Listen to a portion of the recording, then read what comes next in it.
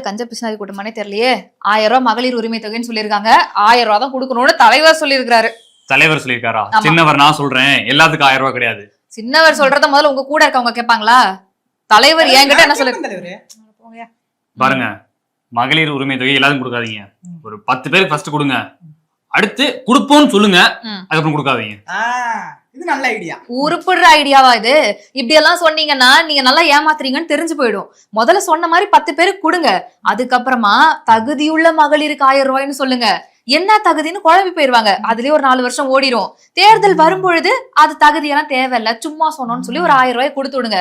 இதுதான் business techniques. முக்கியமா அப்பாவோட அப்பா பேரை சேர்க்க மறந்துடாதீங்க. ஏன்னா எல்லா இடத்துலயும் நம்ம பிராண்ட் இருக்கணும். அடுத்து அப்பா வந்து மாயு மாணவன் திட்டம் சொல்றேன்னு இருக்காரு. என்னன்னா வீடு வீடா போய் ரேஷன் கடைக்கு போகணும். நான் என்ன சொல்றேன், ரேஷன் கடை வேணான்றேன். எதுக்கு ரேஷன் கடை?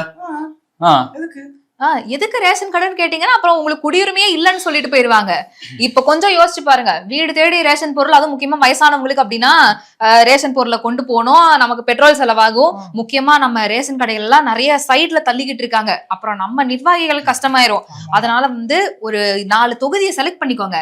உங்களுடைய கஷ்டப்படக்கூடாது. ஆமா, எப்பயுமே நம்மளுடைய நிர்வாகிகள் சிறப்பா இருக்கணும். உங்களுடைய தொகுதி, அப்பாவோட தொகுதி, எல்லாத்தையும் செலக்ட் பண்ணி தொகுதியில இருக்கிறவங்களுக்கு மட்டும் ஒரு 100 பேரு கொடுங்க போதும். கேட்டா விளம்பரம் மட்டும் பிரம்மாண்டமா இருக்கணும். சரியா? பண்ணிடலாம். நம்ம மாடல் கரெக்டா மவுண்ட் ரோட்ல வந்து அந்த ஃபிளெக்ஸ் இருக்குன்னு மறந்துடாத.